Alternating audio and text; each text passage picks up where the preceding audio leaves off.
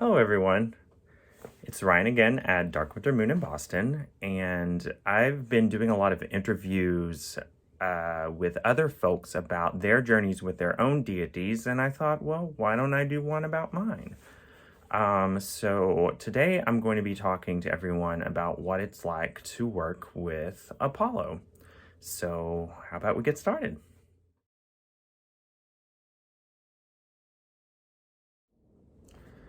So, why Apollo? That is an interesting question. Um, Honestly, the more and more I think about it, the more and more experience I have. I think it's like a lot of the other interviews that I've done. There's a simpatico between Apollo and I. There's some sort of resonance between us. I'm like him already in a lot of ways. I'm very musical, I'm very creative and poetic. Um, Lately I've been getting a lot of divination results that say that I'm a healer, though I'm not exactly sure how that's going to manifest for me. Apollo is all of those things. Um, and when I look back on my life, I think, yeah, okay, this really tracks. I really resonate with him and his way and his nature. We have similar natures. I think I feel drawn to him for similar reasons. I've always been fascinated by light and music and poetry and creativity. And yeah, I just feel that we're kind of bros in a way. Like we get along, we're similar. And I think that he chose me for all of those reasons and to do his work in the world, to represent him, to act as he would, and to follow and learn from him and grow to the maximum potential that I possess on this earthly plane.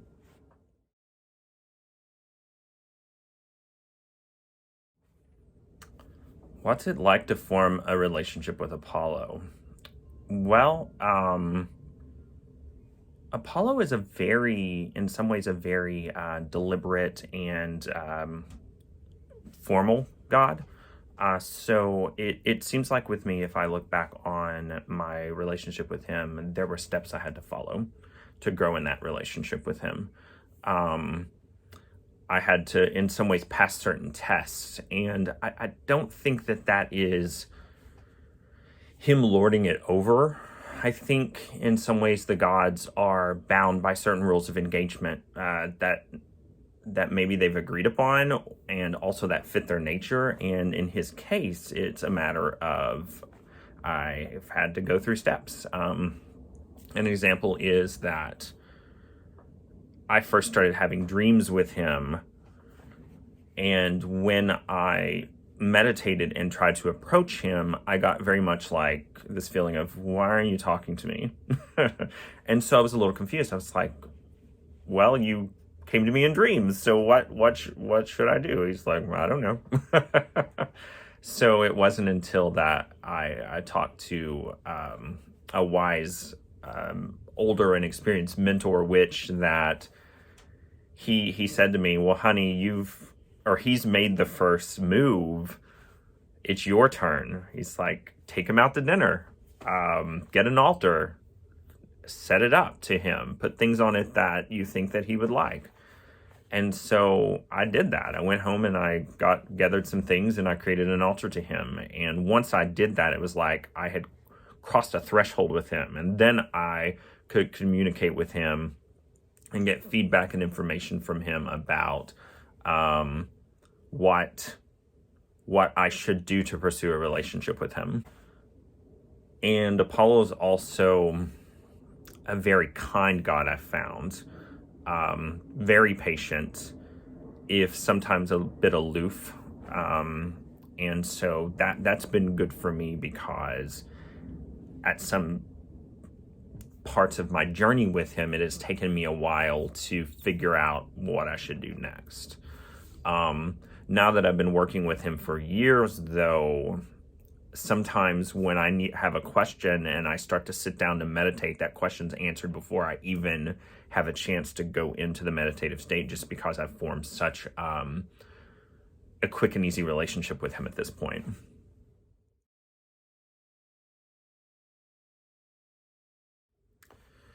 What do I personally do as a follower of Apollo?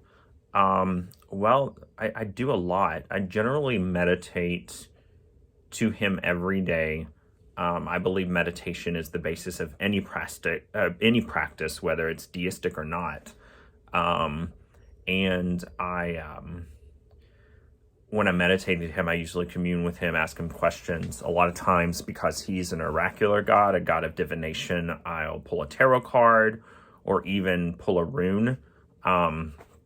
It just depends on the day. Generally, I listen to anything that he tells me I need to do. For instance, recently it started to become, since I've been doing a lot of work online as far as building an Instagram account and a YouTube channel, my mandates from him or my suggestions from him have been more outward and active.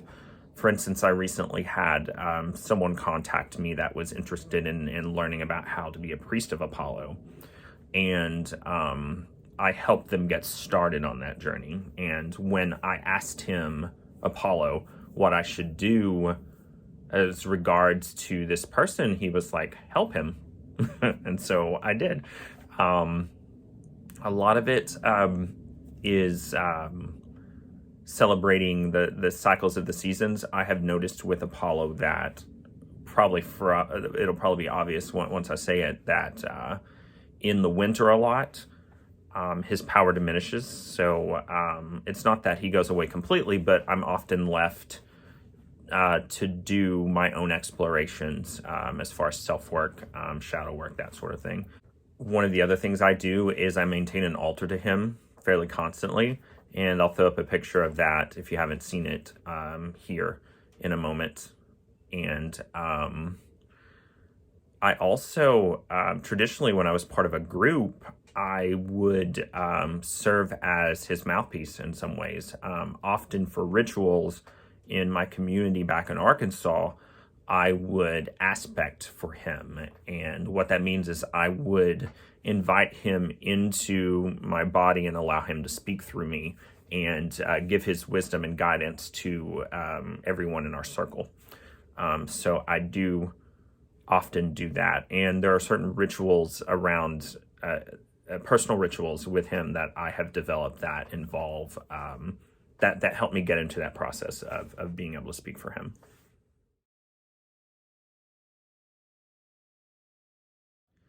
So how did I react when Apollo first reached out to me? Well, in some ways I was incredulous and a bit confused. Like I said, he came to me in dreams first, and I've always been a dreamer. I've always had incredibly vivid dreams, and have always been able to tell the difference between just a regular dream and something that's more than that, like a dream with a capital D. And the dreams I had with him were very specifically and intensely dreams with a capital D, very vivid, very active and engaging, and also had this feeling of presence from him and holiness, for lack of a better word. And if you want to hear more about those dreams, I'll link the video that Dreams and Synchronicities up here about those experiences. But needless to say, I spent a few years kind of fumbling around trying to figure out what to do in response. And also was like, surely not Apollo. Surely he's not calling me. No, he wouldn't want me. Why would he want me? But my friends were like, you're an idiot. This is obviously Apollo. So that's when I asked someone I thought who would know more, someone who was an elder in the community, about what I should do, and that's when he told me about the altar. When I actually got the feeling that I should pursue a relationship with him and got that positive affirmation back from him after setting up the altar, I was very humbled. Again, I'm like, okay, um, we'll do this. And so after setting up the altar, I felt strongly that I should commit to working with him for a year and a day, which is traditional in witchcraft as far as setting long-term time frame oaths. So I swore an oath to him that we would work together for a year and a day and see what happened. And the rest is history.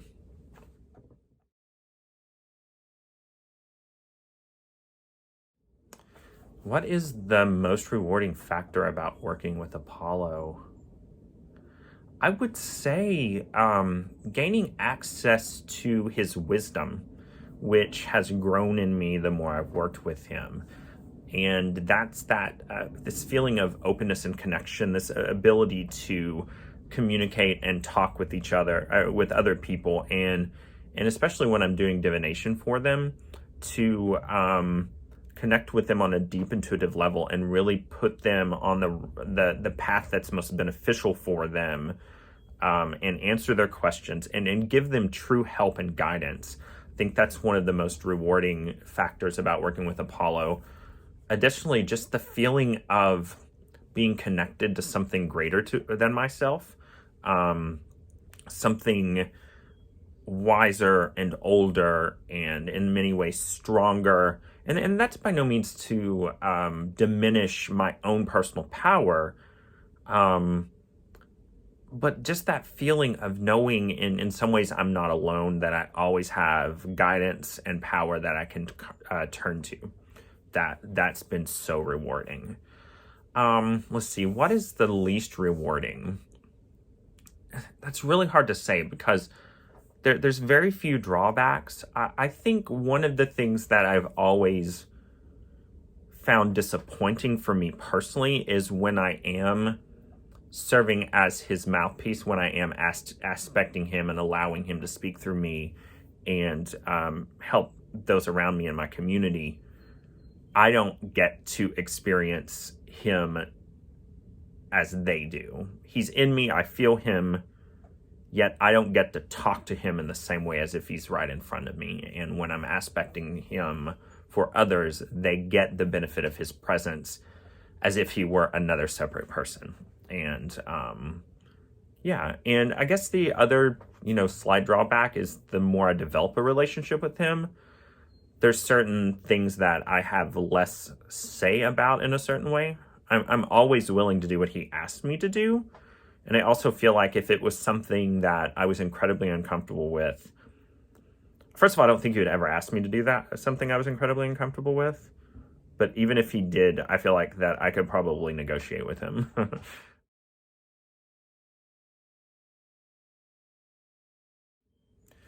So I guess a piece of advice that I wish that someone would have given me before working with him was probably to be patient, to not only be patient with him, but be patient with myself, to not beat myself up for not getting it at first. That's what I would advise anyone, or I would have advised myself, is just to be calm, to be deliberate, and to be open and patient.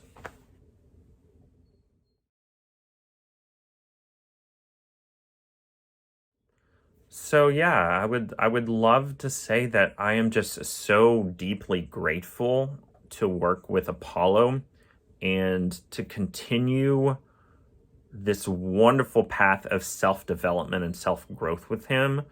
I feel like working with him has helped me grow in wisdom, in confidence, in personal power, and has really, really started to develop me to be able to give to my community and help others in a real and meaningful way.